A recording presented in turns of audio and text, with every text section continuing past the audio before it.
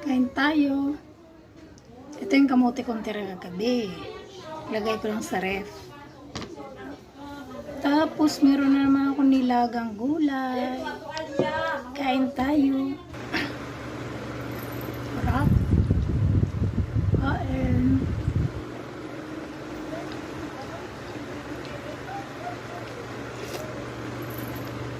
Ito ang nilagang gulay ko, guys.